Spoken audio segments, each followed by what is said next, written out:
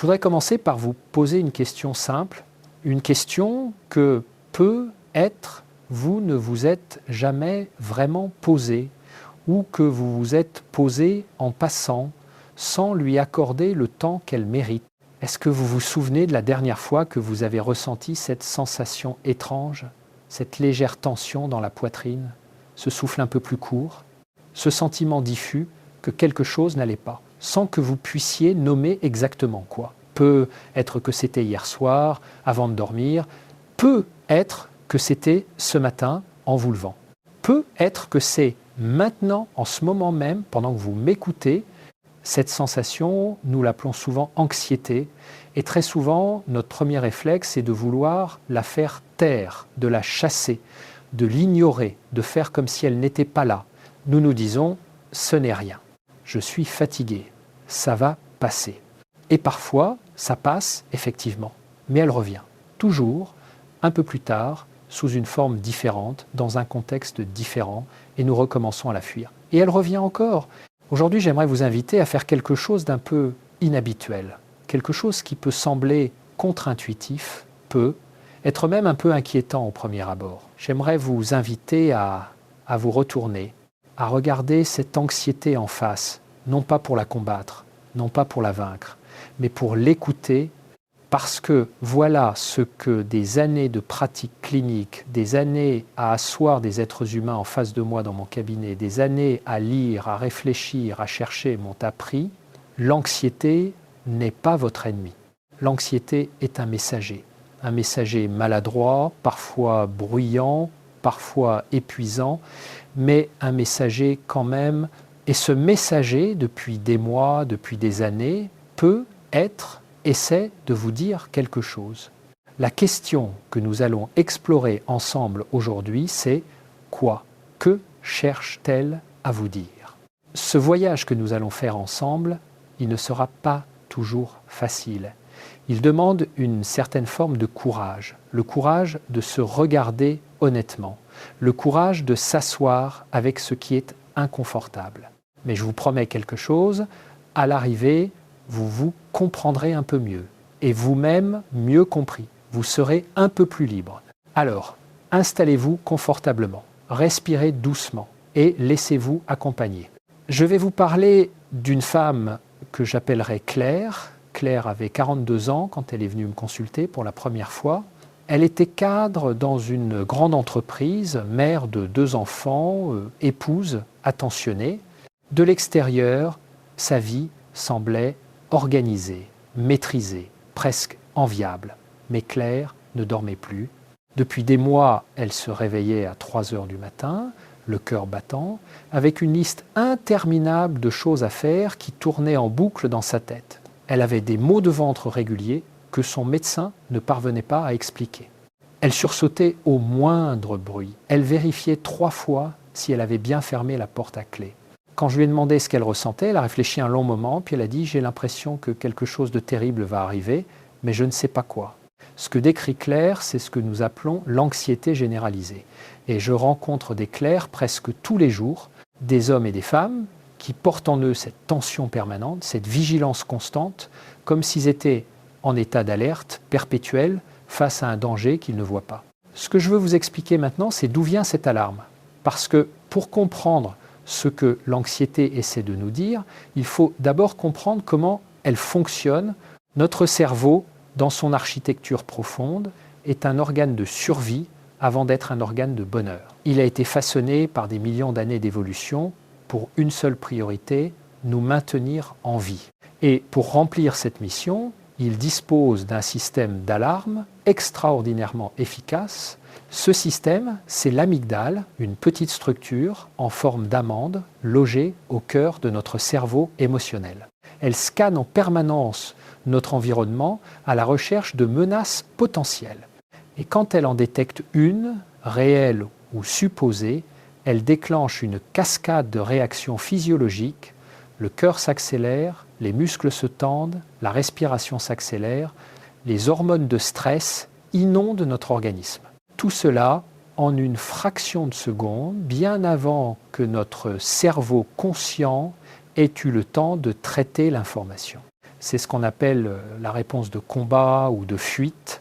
Et pendant des centaines de milliers d'années, elle nous a sauvé la vie.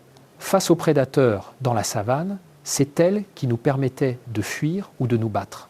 Le problème, c'est que notre cerveau n'a pas vraiment évolué depuis. Il utilise exactement le même système d'alarme pour le prédateur dans la savane et pour l'email de notre patron qu'on vient de recevoir et dont on ne sait pas si le ton était bienveillant ou hostile.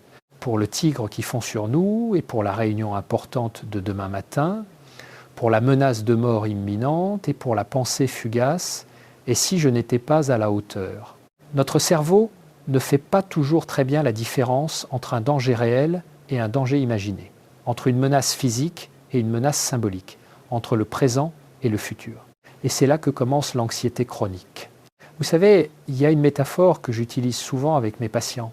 Imaginez que vous avez dans votre maison un détecteur de fumée extrêmement sensible.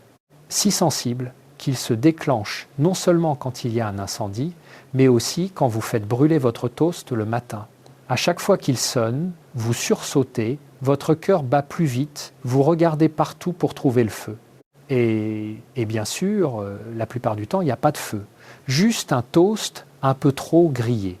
Avec le temps, vous commencez être à éviter de faire des toasts ou à faire cuire vos toasts à une température tellement basse qu'ils ne grillent jamais vraiment, ou vous vivez dans une tension constante, l'oreille tendue, attendant que l'alarme retentisse. Cette sensibilité excessive du détecteur de fumée, c'est ce que beaucoup d'entre nous portent. Un système d'alarme qui s'est, au fil du temps, recalibré vers le haut, qui s'emballe pour des menaces qui ne sont pas des menaces, qui crie au feu là où il n'y a que de la fumée, ou même là où il n'y a rien du tout. Alors voilà la première chose que votre anxiété essaie peut être de vous dire, votre détecteur de fumée intérieur est suractivé. Et la question qui suit naturellement est pourquoi ? Pourquoi certaines personnes ont-elles ce détecteur si sensible et d'autres non ? Il y a plusieurs réponses à cette question. Et elles sont toutes importantes parce qu'elles nous permettent de comprendre sans nous juger.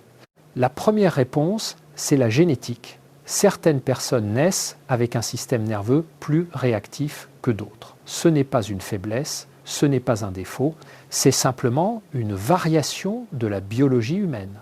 Si vous êtes une personne anxieuse, il y a de bonnes chances que vous partagiez cette caractéristique avec un parent, un frère, une sœur. Vous avez être hérité d'un système nerveux plus fin, plus sensible, plus à l'affût.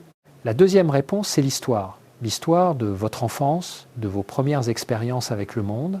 Un enfant qui grandit dans un environnement imprévisible, où les règles changent sans prévenir, où les adultes censés le protéger sont eux-mêmes anxieux ou absents ou parfois menaçants, cet enfant va apprendre progressivement que le monde n'est pas sûr, que l'alarme doit rester allumée, que la vigilance est une question de survie, et ce cerveau d'enfant, dans sa sagesse adaptative, va recalibrer son détecteur de fumée vers le haut. La troisième réponse, c'est l'apprentissage. Nous apprenons à être anxieux. Nous observons nos parents, nos proches, et nous intégrons leur façon d'être dans le monde. Si votre mère s'inquiétait constamment de tout, si votre père vous répétait que le monde est dangereux, si votre entourage vous a transmis l'idée que la prudence excessive est une vertu, alors vous avez être intériorisé une vision du monde qui génère de l'anxiété. Et la quatrième réponse peut être la plus importante pour notre conversation d'aujourd'hui, c'est l'expérience non digérée. Il y a souvent, au fond de l'anxiété chronique, des expériences douloureuses qui n'ont pas été pleinement traversées. Des deuils non faits, des traumatismes non intégrés, des émotions refoulées depuis si longtemps qu'elles se sont transformées en anxiété diffuse, en tension permanente, en alarme qui sonne sans raison apparente. Ce sont ces expériences non digérées que votre anxiété, depuis des années, cherche à vous signaler. Je vais maintenant vous parler d'une distinction qui, je crois, peut changer profondément la façon dont vous vous rapportez à votre anxiété. Il y a une différence entre l'anxiété comme signal et l'anxiété comme bruit de fond. L'anxiété comme signal, c'est celle qui vous dit quelque chose de précis. Vous avez une décision importante à prendre et vous ressentez de l'anxiété. Ce peut être un signal que cette décision mérite d'être réfléchi attentivement. Vous vous sentez anxieux chaque fois que vous devez faire une certaine chose ou fréquenter une certaine personne. Ce peut être un signal que quelque chose dans cette situation ou dans cette relation ne vous convient pas. Votre anxiété augmente quand vous pensez à votre avenir professionnel. Ce peut être un signal que vous n'êtes pas aligné avec votre chemin. L'anxiété comme signal a une direction, elle pointe vers quelque chose, elle est là pour une raison. L'anxiété comme bruit de fond, c'est différente, elle est omniprésente, elle ne pointe vers rien de précis. Elle envahit tout, colore tout, sans que vous puissiez identifier une source clairement. Elle est là au réveil, elle est là pendant la journée, elle est là avant de s'endormir. Elle s'accroche à tout ce qu'elle peut trouver, la santé, les enfants, le travail, l'argent, l'avenir, le passé. Elle n'est pas un signal d'alarme ponctuel, elle est une alarme qui ne s'arrête jamais. Cette anxiété de bruit de fond, elle parle aussi.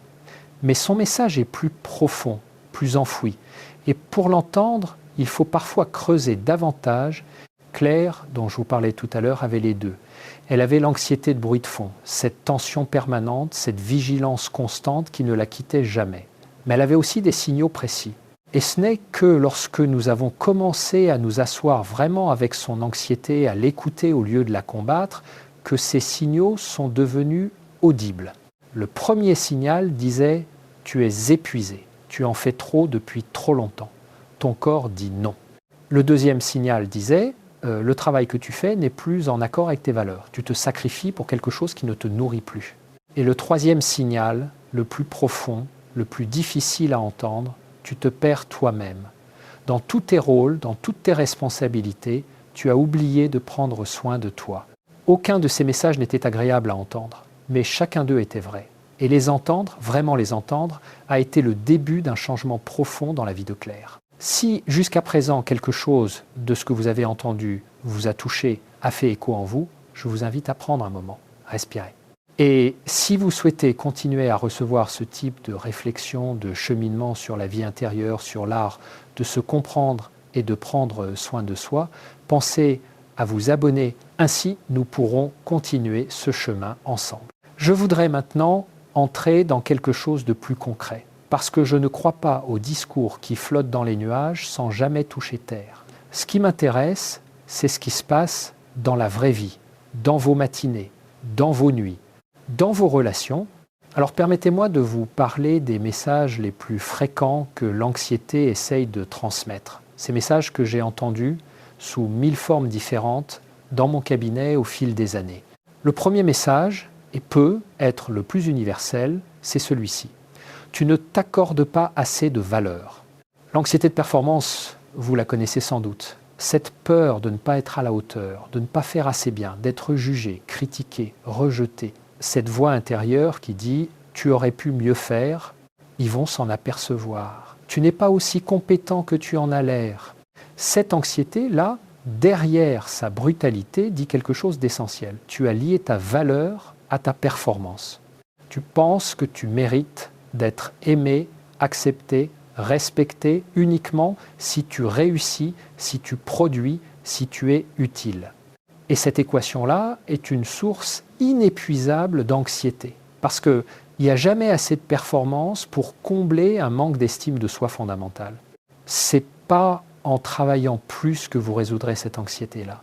C'est en commençant à vous accorder de la valeur inconditionnellement. Non pas parce que vous avez réussi telle chose, non pas parce que vous êtes utile à un tel, mais simplement parce que vous êtes, parce que vous existez, parce que vous méritez de prendre votre place dans ce monde indépendamment de ce que vous produisez. Je sais que cela paraît simple, dit ainsi, et je sais que c'est l'un des travaux les plus profonds et les plus longs qui soient. Parce que cette croyance que notre valeur dépend de notre performance, nous l'avons souvent absorbée très tôt, dans des messages explicites ou implicites de nos parents, de l'école, de la société, et elle est enfouie profond. Mais la conscience est déjà un début. Reconnaître que cette équation est là, qu'elle gouverne votre vie intérieure, c'est déjà commencer à la questionner. Le deuxième message fréquent de l'anxiété, tu n'es pas en accord avec ce que tu es vraiment. Il y a une forme d'anxiété particulière qui survient lorsque nous vivons en porte à faux avec nous-mêmes. Lorsque la vie que nous menons ne correspond pas à nos valeurs profondes, à nos besoins authentiques, à ce qui nous tient vraiment à cœur, vous avez être choisi une carrière pour faire plaisir à vos parents, vous êtes être resté dans une relation par peur de la solitude plutôt que par amour véritable. Vous êtes être construit une identité pour répondre aux attentes de votre environnement, une identité qui ne vous ressemble pas vraiment. Ce désalignement produit de l'anxiété parce que quelque chose en vous, une part profonde et sage, sait que vous n'êtes pas à votre place, sait que vous jouez un rôle, sait qu'il y a une discordance entre ce que vous montrez et ce que vous êtes. Cette anxiété-là ne disparaîtra pas avec des techniques de relaxation. Elle ne s'en ira pas avec la méditation, même si la méditation peut aider à l'entendre plus clairement. Cette anxiété demande quelque chose de plus courageux. Elle demande un questionnement en profondeur de votre vie. Elle demande de vous poser la question difficile. Est-ce que je vis vraiment ma vie ou est-ce que je vis la vie que les autres attendaient de moi ? Je pense à Thomas, un homme d'une 50aine d'années, chirurgien brillant et reconnu, qui venait me voir depuis plusieurs mois. Son anxiété avait commencé par des insomnies, puis des crises de panique avant d'entrer au bloc opératoire, puis une incapacité croissante à prendre des décisions pourtant simples. Quand nous avons creusé ensemble, nous avons trouvé quelque chose qu'il n'avait jamais dit à voix haute. Il n'avait jamais voulu être médecin. Il avait voulu être musicien. Mais son père, médecin lui-même, avait eu des attentes très claires. Et Thomas avait suivi ses attentes avec diligence, avec excellence même, mais en abandonnant quelque chose d'essentiel de lui-même en chemin. Son anxiété ne lui disait pas « tu fais mal ton travail ». Elle lui disait « ce travail n'est pas le tien ». Elle lui disait « il est temps de récupérer ce que tu as laissé derrière toi ».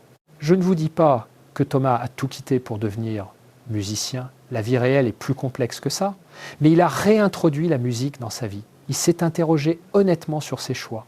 Et progressivement, cette clarté a apaisé quelque chose de très profond en lui. Le troisième message de l'anxiété peut être le plus difficile à accepter. Tu as peur de quelque chose que tu n'as pas encore traversé. L'anxiété est très souvent orientée vers le futur.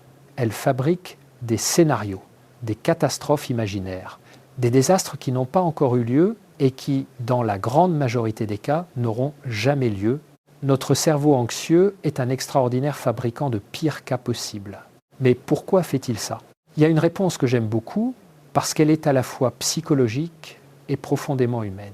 Notre cerveau fabrique ces scénarios catastrophiques dans une tentative désespérée de contrôle. Si je peux imaginer le pire, me dit-il, alors peut être que je pourrais m'y préparer. Peut être que je pourrais l'éviter. Peut être que si je réfléchis assez longtemps et assez intensément à tout ce qui pourrait mal tourner, je trouverai le moyen d'empêcher la catastrophe. C'est ce qu'on appelle la pensée magique de l'anxieux. L'idée, souvent inconsciente, que l'inquiétude est une forme de protection. Que si vous arrêtez de vous inquiéter, quelque chose de terrible arrivera. Que l'inquiétude est le prix à payer pour que tout aille bien. Cela vous parle-t-il ? Cette croyance est profondément ancrée chez beaucoup de personnes anxieuses. Et elle est épuisante, parce qu'elle transforme l'anxiété en obligation. Vous ne pouvez pas vous permettre de vous détendre parce que vous craignez que ce soit la détente elle-même qui ouvre la porte au malheur. Alors que nous dit cette anxiété-là ? Elle nous dit « tu as une relation difficile avec l'incertitude. Tu as besoin de contrôle et cette nécessité de contrôle peut être d'expériences passées où l'imprévisible a été douloureux. » Et la leçon qu'elle nous invite à apprendre, c'est l'une des plus profondes de l'existence humaine. Nous ne pouvons pas tout contrôler. L'incertitude est la condition fondamentale de la vie et la vraie sécurité ne vient pas du contrôle de l'extérieur, mais de la confiance en notre capacité à traverser ce qui viendra. Laissez-moi vous parler maintenant d'une chose que je trouve personnellement très émouvante dans mon travail. C'est la façon dont l'anxiété, parfois, parle au nom de nos besoins les plus profonds et les plus légitimes. Il y a des gens qui vivent dans des situations objectivement difficiles et épuisantes et qui minimisent leurs difficultés, qui se disent « je n'ai pas à me plaindre », d'autres ont des vrais problèmes, je devrais m'en sortir. Et ces personnes-là ressentent de l'anxiété, mais elles la lisent comme un signe de leur faiblesse plutôt que comme un signal d'alarme légitime. J'ai rencontré une femme, que j'appellerais Sophie, qui s'occupait seule de son père, âgé et malade, gérait une famille nombreuse, travaillait à temps partiel et ne dormait que 5 heures par nuit depuis plusieurs années. Quand elle est venue me voir, elle souffrait d'une anxiété sévère. Et quand je lui ai demandé ce qu'elle pensait de son anxiété, elle m'a répondu avec une tristesse mêlée de honte « Je ne comprends pas pourquoi je suis comme ça. J'ai une bonne vie. Je n'ai pas de raison d'être anxieuse. » Il m'a fallu un moment pour lui dire doucement « Votre anxiété n'est pas un signe de faiblesse. Elle est un cri de votre corps, de votre âme, qui disent « Je suis épuisé. J'ai besoin d'aide, j'ai besoin de soutien. Je ne peux plus porter tout ça seul. » Son anxiété disait quelque chose de parfaitement raisonnable. Elle disait la vérité. Et voilà quelque chose d'important. L'anxiété ne ment pas sur l'état intérieur. Elle peut se tromper sur les menaces extérieures, fabriquer des catastrophes qui n'existent pas. Mais sur ce qui se passe à l'intérieur, elle est souvent d'une honnêteté brutale. Quand votre corps est à bout, l'anxiété le dit. Quand vos besoins fondamentaux sont ignorés depuis trop longtemps, l'anxiété le dit. Quand vos frontières sont franchies systématiquement, quand vous donnez plus que vous ne recevez, quand vous vous oubliez constamment, l'anxiété le dit. La question est, est-ce que vous l'écoutez ? Je voudrais faire une pause ici pour vous inviter à une petite expérience intérieure, une expérience toute simple que vous pouvez faire en ce moment même. Je vous demande de penser à votre anxiété. Pas d'essayer de l'expliquer ou de la justifier, juste de la laisser être là, un instant, de lui donner une forme, si vous le souhaitez. Parfois, les gens voient leur anxiété comme une boule dans la poitrine, parfois comme une brume dans la tête, parfois comme une main qui serre la gorge. Chacun a sa propre façon. Et maintenant, je vous demande d'imaginer que vous vous adressez à cette anxiété. Non pas pour la chasser, mais pour lui poser une question simple. La voici. Qu'est-ce que tu essayes de me dire ? Restez avec cette question un moment. Ne cherchez pas une réponse intellectuelle. Laissez venir ce qui vient. Une image, un mot, une sensation. Parfois, rien ne vient immédiatement, et c'est normal, mais poser la question, c'est déjà ouvrir une porte. Ce travail d'écoute intérieure, c'est le cœur de ce que nous explorons aujourd'hui. Et c'est un travail qui demande de la pratique, de la patience et de la douceur envers soi-même. Si vous trouvez ce cheminement utile, si ces mots résonnent quelque chose en vous, je vous invite à vous abonner pour continuer à recevoir ce type de réflexion.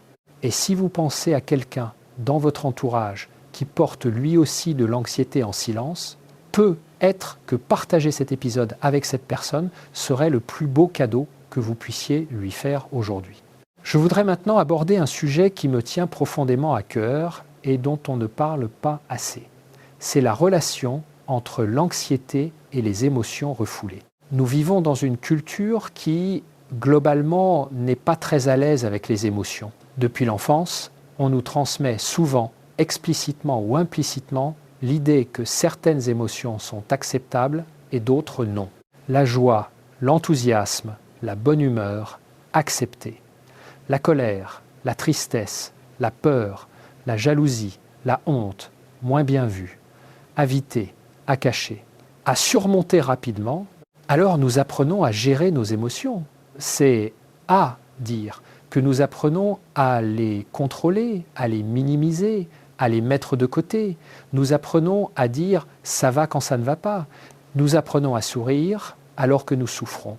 Nous apprenons à continuer malgré tout. Et nos émotions, que font-elles ? Elles ne disparaissent pas. Elles ne s'évaporent pas simplement parce que nous décidons de ne pas y prêter attention. Elles vont quelque part. Elles s'accumulent. Elles s'enquistent. Elles trouvent d'autres voies d'expression. Et l'une de ces voies, c'est l'anxiété. J'aime beaucoup l'image de la cocotte minute pour parler de ça. Imaginez que vos émotions non exprimées sont de la vapeur qui s'accumule à l'intérieur d'une cocotte minute. Si vous ne relâchez pas la pression régulièrement, si la soupape ne fonctionne pas, la pression monte. Et à un moment, elle se libère de façon incontrôlée. C'est ce qui se passe avec les crises de panique notamment, mais c'est aussi ce qui se passe avec l'anxiété diffuse chronique. C'est la pression qui s'est accumulée et qui cherche à s'exprimer d'une façon ou d'une autre. Il y a une colère que vous n'avez jamais exprimée parce qu'on vous a appris que la colère était dangereuse ou inappropriée. Elle peut être là, quelque part, transformée en anxiété. Il y a une tristesse que vous n'avez jamais vraiment traversée, un deuil que vous avez mis de côté pour continuer à fonctionner. Elle peut être là, quelque part, transformée en anxiété. Il y a une peur fondamentale, peut être la peur d'être abandonné ou la peur de ne pas être aimé, que vous avez appris à ne jamais regarder en face. Elle peut être là, quelque part, transformée en anxiété. Ce que votre anxiété essaie de vous dire, c'est parfois aussi simple et aussi complexe que ça. Il y a quelque chose que tu n'as pas encore senti. Il y a quelque chose qui attend d'être traversé. Je veux être honnête avec vous ici, ce que je décris n'est pas facile. Aller chercher ces émotions enfouies, les laisser remonter, les traverser, c'est un travail difficile, parfois douloureux, parfois déstabilisant, et c'est pourquoi je crois profondément à l'importance d'un accompagnement thérapeutique pour ce type de travail, non pas parce que vous seriez incapable de le faire seul, mais parce que la présence d'une autre personne, bienveillante, formée, qui peut tenir l'espace avec vous pendant que vous traversez des zones difficiles, ça fait une différence réelle. Je vois trop souvent des personnes qui s'en veulent de ne pas arriver à aller mieux seules, qui lisent tous les livres, qui pratiquent toutes les techniques, qui cherchent la formule magique qui va tout résoudre d'un coup, et qui souffrent doublement de leur anxiété et de ne pas arriver à s'en débarrasser. Il n'y a pas de honte à demander de l'aide, il n'y a pas de honte à ne pas y arriver seul. Nous sommes des êtres de relation. Nous guérissons en relation. Et parfois, l'acte le plus courageux et le plus intelligent que vous puissiez poser est d'aller frapper à la porte d'un professionnel. Je veux maintenant vous parler de quelque chose que j'appelle l'anxiété existentielle. Parce que je crois qu'elle est souvent au fond de beaucoup d'autres formes d'anxiété et qu'on ne la nomme pas assez. L'anxiété existentielle, c'est celle qui surgit quand nous sommes confrontés aux grandes questions de l'existence. La question de la mort, nous allons tous mourir et nous savons que nous allons mourir. La question du sens, pourquoi sommes-nous là? Qu'est-ce qui donne un sens à notre vie? La question de la liberté, nos choix sont réels et nous en sommes responsables. La question de l'isolement fondamental. Au fond, chacun de nous est seul dans son expérience intérieure. Ces questions ne sont pas des questions névrotiques, ce ne sont pas des signes de maladie mentale. Ce sont des questions profondément humaines que les philosophes, les poètes, les mystiques ont explorées depuis que l'humanité est capable de réflexion. Mais dans notre culture moderne, nous avons développé une incroyable capacité à les éviter. Nous nous remplissons d'activités, de distractions, de bruit. Nous regardons nos téléphones au lieu de rester avec le vide.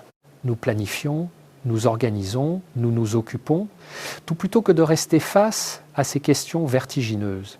Et quand malgré tout elles remontent, et elles remontent toujours, elles remontent souvent sous forme d'anxiété. Cette anxiété sans objet, cette angoisse profonde qui ne pointe vers rien de précis, c'est peut être parfois votre être qui se souvient qu'il est mortel, qu'il est libre, qu'il doit choisir, qu'il est seul dans certains espaces de son expérience. Ce n'est pas une angoisse à fuir, c'est une angoisse à traverser. Et de l'autre côté, il y a quelque chose de précieux, une conscience plus profonde de ce qui compte vraiment. Une hiérarchie des priorités plus claire, une façon d'habiter sa vie avec plus de présence et de profondeur. Il y a un philosophe que j'admire beaucoup, Viktor Frankl, qui a survécu au camp de concentration et qui a ensuite développé une approche thérapeutique qu'il a appelée la logothérapie, une thérapie par le sens. Et une de ses idées les plus importantes, c'est celle-ci. L'être humain peut supporter presque n'importe quoi à condition d'avoir un pourquoi. Et je crois que beaucoup d'anxiété chronique dans notre monde contemporain vient de là. Non pas d'une vie objectivement difficile, même si certaines vies le sont, mais d'une vie qui manque de sens, d'une vie qui s'est construite sur des automatismes, sur des attentes sociales, sur des habitudes, sans jamais vraiment s'interroger sur ce qui donne une direction, une signification à tout ça. Votre anxiété vous dit peut être, tu cherches quelque chose, tu cherches le sens de tout ça, tu cherches une raison d'être ici, une façon d'être ici qui soit vraiment la tienne. Et cette recherche-là, elle mérite d'être prise au sérieux. Permettez-moi maintenant de vous parler du corps, parce que nous avons tendance à vivre dans notre tête, et surtout les personnes anxieuses ont souvent une relation très particulière avec leur corps. Soit elles le surveillent à l'excès, sont hyper attentives aux moindres sensations physiques et les interprètent systématiquement comme des signes de danger. Soit au contraire, elles sont complètement déconnectées de leur corps, comme si le corps était une chose étrangère, un véhicule qu'elles habitent sans vraiment l'écouter. Le corps, pourtant, est un extraordinaire réservoir de sagesse. Il sait des choses que notre tête ne sait pas encore. Il ressent des choses que notre cerveau verbal n'a pas encore formulées. Vous avez peut-être déjà vécu cette expérience, vous êtes en train de prendre une décision, et intellectuellement, vous avez tous les arguments pour, mais quelque chose dans votre corps dit non. Une légère nausée, une tension dans les épaules, une impossibilité à respirer pleinement. Ce quelque chose, ce n'est pas de l'anxiété irraisonnée, c'est votre corps qui vous donne une information. Et très souvent, si vous avez la sagesse de l'écouter, il a raison. Beaucoup de personnes anxieuses ont appris à ignorer les signaux de leur corps, parce que les signaux d'alarme sont si fréquents qu'elles ont arrêté de les prendre au sérieux, elles ont développé une sorte de surdité corporelle par épuisement, mais cette surdité a un coût, parce que le corps continue à parler, et si on ne l'écoute pas, il parle de plus en plus fort. Les douleurs chroniques, les troubles digestifs, les tensions musculaires persistantes, les migraines répétées, c'est souvent le corps qui cherche à se faire entendre. Alors, une pratique essentielle pour traverser l'anxiété et en comprendre les messages, c'est de réapprendre à habiter son corps, à lui rendre visite régulièrement, à se demander qu'est-ce que je ressens là, maintenant, dans mon corps, sans chercher à analyser, sans chercher à changer, juste en observant. C'est le cœur de pratiques comme la pleine conscience, le yoga, la respiration consciente, non pas des techniques magiques qui vont faire disparaître l'anxiété, mais des portes d'accès à ce que votre corps et votre être essayent de vous communiquer. Je voudrais vous parler maintenant d'un paradoxe que j'observe souvent et qui me semble fondamental pour comprendre comment sortir du piège de l'anxiété. Ce paradoxe est celui-ci. Plus nous essayons d'éliminer l'anxiété, plus elle s'intensifie. Vous l'avez peut-être vécu, vous faites tout ce qu'il faut pour ne pas être anxieux, vous évitez les situations anxiogènes, vous cherchez des assurances et des confirmations, vous vous rassurez par des vérifications répétées. Vous planifiez à l'excès pour éliminer l'incertitude. Et pourtant, l'anxiété ne diminue pas, elle grandit. Pourquoi ? Parce que tous ces comportements d'évitement et de réassurance, même s'ils apportent un soulagement momentané, envoient un message à votre cerveau. Ce message, c'est « oui, il y a un danger. Oui, tu as raison d'avoir peur. Oui, le monde est effectivement menaçant. » Et votre cerveau, qui cherche à vous protéger, renforce l'alarme. C'est ce qu'on appelle le cercle vicieux de l'anxiété. L'anxiété produit de l'évitement confirme la menace confirmée produit plus d'anxiété. La sortie de ce cercle ne passe pas par plus de contrôle, elle passe par moins de contrôle, par l'acceptation, par la capacité à rester avec l'inconfort sans fuir. Je sais que ça semble simple, je sais que c'est en réalité extrêmement difficile. Et c'est pour ça que ce travail mérite d'être accompagné, mais voilà l'idée fondamentale. Ce n'est pas l'anxiété elle-même qui est le problème, c'est la peur de l'anxiété, c'est l'intolérance à l'anxiété. C'est la conviction que l'anxiété est insupportable, dangereuse, qu'il faut absolument l'éliminer. Et quand vous commencez à pouvoir rester avec votre anxiété, quand vous commencez à lui dire « tu es là, je te vois, je ne te fuis pas », quelque chose change profondément. L'anxiété perd de son pouvoir. Elle est toujours là, mais elle ne vous gouverne plus. Je pense à un jeune homme que j'appellerais Marc, qui avait des attaques de panique depuis ses 20 ans. Il les vivait comme les expériences les plus terrifiantes de son existence. Son cœur s'emballait, il avait l'impression de mourir, il cherchait à fuir la situation aussi vite que possible. Et cette fuite, bien sûr, n'avait fait qu'agrandir son territoire d'évitement au fil des années. Il n'allait plus dans les transports en commun, plus dans les espaces clos, plus dans les grandes surfaces. Sa vie s'était rétrécie comme une peau de chagrin. Le travail que nous avons fait ensemble n'a pas consisté à faire disparaître ces attaques de panique. Il a consisté à changer sa relation à ces attaques, à lui apprendre à rester dans la sensation au lieu de fuir, à lui apprendre à se dire, au cœur de la tempête, c'est mon système nerveux qui s'emballe. Ce n'est pas un infarctus, ce n'est pas la mort. C'est inconfortable, mais c'est traversable. Et progressivement, en restant avec ces sensations au lieu de les fuir, leur intensité a diminué et surtout leur emprise sur sa vie a diminué. Parce qu'elles avaient perdu leur pouvoir de le terroriser. Je voudrais maintenant vous parler de quelque chose que j'appelle la compassion envers soi-même. Parce que je crois qu'elle est absolument centrale dans la guérison de l'anxiété, et pourtant elle est souvent la chose qui manque le plus chez les personnes anxieuses. Les personnes qui souffrent d'anxiété sont souvent extraordinairement dures avec elles-mêmes. Elles se reprochent d'être anxieuses. Elles se disent « je suis ridicule, je devrais m'en sortir, je suis faible ». Qu'est-ce que les autres penseraient s'ils savaient ? Cette critique intérieure s'ajoute à la souffrance de l'anxiété elle-même et la double. La compassion envers soi-même, ça ne veut pas dire se complaire dans sa souffrance. Ça ne veut pas dire baisser les bras ou abandonner l'idée d'aller mieux. Ça veut dire se traiter avec la même bienveillance et la même compréhension qu'on accorderait à un ami cher. Si un ami venait vous voir en vous disant « je souffre, je suis épuisé, j'ai peur et je ne sais pas pourquoi », qu'est-ce que vous lui diriez ? Vous lui diriez probablement « je comprends, c'est difficile, tu n'es pas seul, je suis là, prenons ça doucement ». Dites-vous la même chose. C'est une pratique simple et révolutionnaire. Chaque fois que vous vous surprenez à vous critiquer pour votre anxiété, posez-vous cette question. Qu'est-ce que je dirais à un ami cher qui vivrait exactement ce que je vis là ? Et essayez de vous adresser ces mots-là. Je veux maintenant aborder quelque chose que j'observe souvent dans les relations amoureuses, dans les familles, dans les amitiés, le rôle de l'attachement dans l'anxiété. Notre façon d'être en relation avec les autres est profondément influencée par nos premières expériences d'attachement.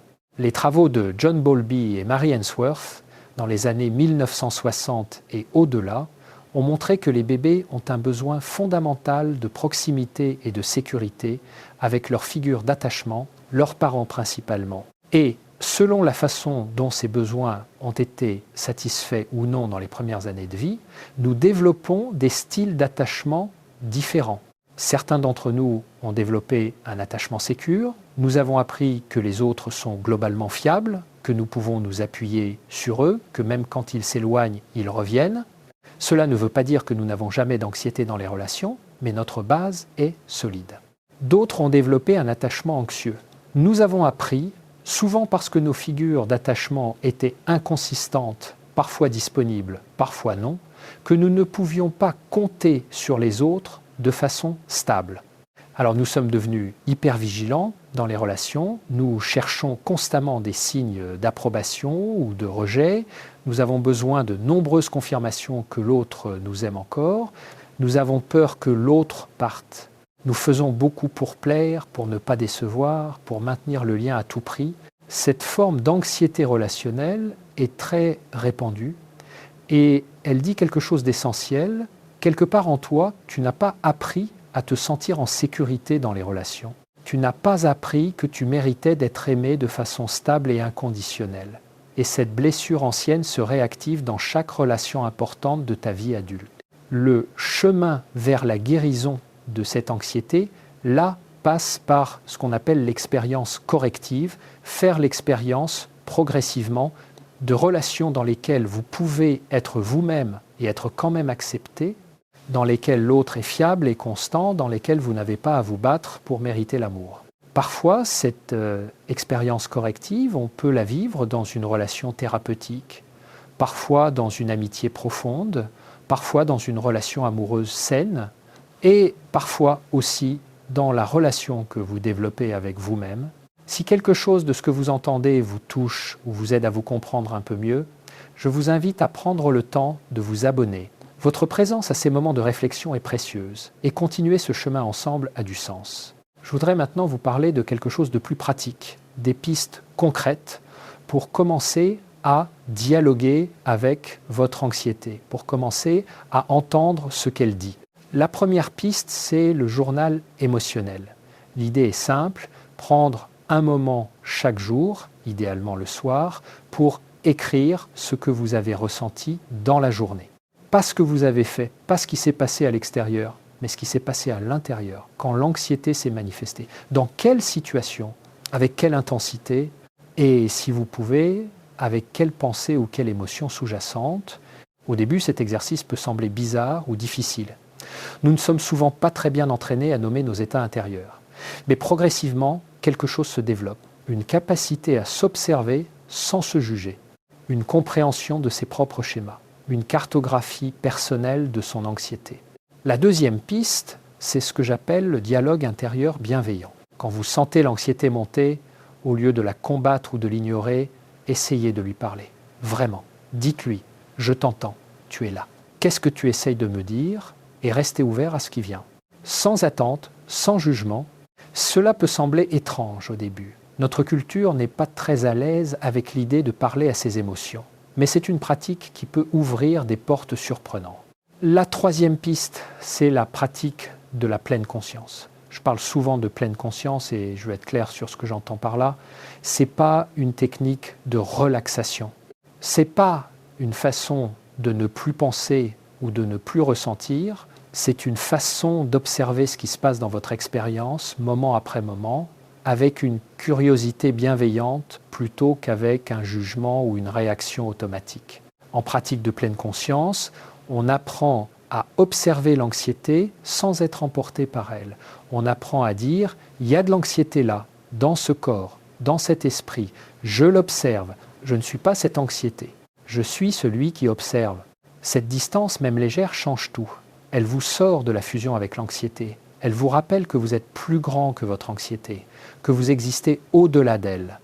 La quatrième piste, c'est prendre soin de son corps avec plus d'attention. Le sommeil, l'alimentation, l'exercice physique. Ces choses fondamentales qui peuvent sembler banales, mais qui ont un impact réel sur l'état du système nerveux. Un corps chroniquement épuisé, mal nourri, sédentaire, est un corps dont le système d'alarme est plus facilement activable. Prendre soin de son corps, c'est aussi prendre soin de son anxiété. Et la cinquième piste peut être la plus importante, chercher du soutien. Briser l'isolement. L'anxiété pousse souvent au retrait, à la honte, au silence. Elle dit « personne ne comprendrait ». Et plus on se tait, plus on se sent seul avec elle, plus elle grandit. Parler de son anxiété à un ami de confiance, à un thérapeute, à une communauté bienveillante, c'est déjà commencer à en diminuer le pouvoir. Il y a quelque chose que je veux vous dire maintenant, et je le dis avec toute la sincérité dont je suis capable. Votre anxiété n'est pas le signe que vous êtes cassé. Ce n'est pas le signe que vous êtes faible. Ce n'est pas le signe que vous ne méritez pas d'être heureux. C'est le signe que vous êtes humain, que vous portez en vous des années d'expérience, de blessures, d'apprentissage, d'adaptation, que votre système nerveux a fait de son mieux pour vous protéger dans des conditions parfois difficiles, que vous portez des messages que vous n'avez pas encore eu la possibilité d'entendre. Et je voudrais vous inviter à regarder votre anxiété avec un regard différent, non plus comme une ennemie à combattre, non plus comme un défaut à corriger, mais comme une partie de vous qui a quelque chose d'important à dire, une partie de vous qui mérite d'être entendue. Parce que c'est souvent là, dans cette écoute, que commence la transformation. Non pas la transformation qui fait que vous n'aurez plus jamais d'anxiété, mais la transformation qui fait que votre anxiété ne vous gouverne plus, que vous pouvez vivre avec elle, l'entendre, lui répondre et continuer à avancer. Je veux vous parler maintenant de quelque chose que j'observe dans les trajectoires de guérison de mes patients et que je trouve profondément beau. C'est ce que j'appelle la croissance post-traumatique ou dans ce contexte, la croissance post-anxiété. Beaucoup de personnes qui ont traversé une période d'anxiété intense et qui ont fait le travail nécessaire pour la comprendre et la traverser, arrivent de l'autre côté avec quelque chose qu'elles n'auraient pas eu autrement, une connaissance d'elles-mêmes plus profonde, une empathie plus grande envers les autres qui souffrent, une clarté sur ce qui compte vraiment dans leur vie, une sagesse acquise dans la difficulté. Je pense à Isabelle, une femme que j'ai accompagnée pendant plusieurs années. Elle avait souffert d'une anxiété sévère suite à un épuisement professionnel. Elle avait tout perdu, son poste, sa confiance en elle, sa santé pendant quelques mois. Et quand elle est sortie de cette période, elle m'a dit quelque chose que je n'oublie pas. Elle m'a dit « Je ne voudrais pas ne pas avoir vécu ça, parce que ça m'a forcé à me retrouver. J'ai découvert qui j'étais vraiment, et ce que j'ai découvert, je ne l'aurais pas trouvé autrement. » Je ne dis pas que la souffrance est nécessaire, je ne romantise pas l'anxiété ou la douleur, mais je dis que la souffrance traversée avec conscience peut devenir un enseignant et que l'anxiété apprivoisée et écoutée peut devenir l'une des expériences les plus transformatrices de votre vie. Laissez-moi vous parler un moment des enfants. Parce que je pense que si vous êtes parent, ou si vous l'avez été, ou si vous travaillez avec des enfants, cette partie vous touche particulièrement. Les enfants anxieux portent souvent, dans leur anxiété, les messages non dits de leur famille. Ils sont comme de petits capteurs extraordinairement sensibles à l'atmosphère émotionnelle dans laquelle ils vivent. Quand l'anxiété règne dans une maison, même non exprimée, même cachée derrière des apparences de normalité, les enfants le sentent. Et souvent, quand un enfant manifeste de l'anxiété, c'est une invitation à regarder ce qui se passe dans l'ensemble du système familial. Non pas pour culpabiliser les parents, qui font eux-mêmes de leur mieux avec leurs propres blessures et leurs propres peurs, mais pour comprendre que l'anxiété d'un enfant parle souvent au nom de quelque chose de plus grand que lui. La meilleure chose que vous puissiez faire pour un enfant anxieux, c'est de lui montrer comment vous gérez vous-même vos propres émotions. Pas en étant parfait, pas en n'ayant jamais peur ou jamais d'inquiétude, mais en étant honnête, en disant « là, je ressens de l'anxiété, je l'observe, je vais faire ça pour en prendre soin, et ça va aller ». Les enfants ont besoin de modèles d'une façon d'habiter les émotions difficiles, pas de modèles d'une absence d'émotions. Je voudrais maintenant vous parler de la relation entre l'anxiété et la créativité, parce que c'est quelque chose dont on parle peu et qui me semble pourtant important. Beaucoup de personnes très créatives sont aussi des personnes très anxieuses. Les artistes, les écrivains, les musiciens, les chercheurs passionnés. Et il y a souvent une tension entre eux. Cette anxiété qui les empêche de créer, qui les paralyse, qui leur dit que ce qu'ils vont produire ne sera pas assez bien, ne sera pas assez original, ne vaut pas la peine. Et en même temps, cette même sensibilité qui génère l'anxiété est aussi ce qui nourrit la créativité. La personne très sensible, qui capte beaucoup, qui ressent profondément, qui est attentive aux nuances, est aussi souvent une personne avec un monde intérieur riche, une imagination vive, une capacité à voir le monde sous des angles différents. Ce n'est pas une coïncidence si certains des plus grands artistes de l'histoire étaient des personnes qui souffraient beaucoup. Ce n'est pas parce que la souffrance est nécessaire à la création. C'est parce que la sensibilité qui produit la souffrance est aussi la même sensibilité qui produit l'art. Si vous êtes une personne anxieuse et créative, peut être que l'anxiété vous dit aussi « utilise cette sensibilité, exprime ce que tu ressens, donne une forme à ce qui est en toi ». Parce que l'expression créative est une des voies les plus puissantes de régulation émotionnelle qui soit écrire, peindre, jouer de la musique, cuisiner, jardiner, danser, peu importe la forme. Ce qui compte, c'est de donner une voix, une expression à ce qui circule à l'intérieur. Je vais maintenant vous partager une réflexion qui m'accompagne depuis longtemps. Une réflexion qui, je crois, peut changer la façon dont vous habitez votre vie. Nous vivons dans une culture de l'urgence, tout doit aller vite, tout doit être efficace, tout doit être optimisé, et nous avons absorbé cette logique dans notre vie intérieure aussi. Nous voulons aller mieux vite. Nous voulons résoudre notre anxiété rapidement. Nous voulons les outils, les techniques, les formules qui vont tout régler en 10 étapes ou en 30 jours. Mais la vie intérieure ne fonctionne pas comme ça. Elle a ses propres rythmes.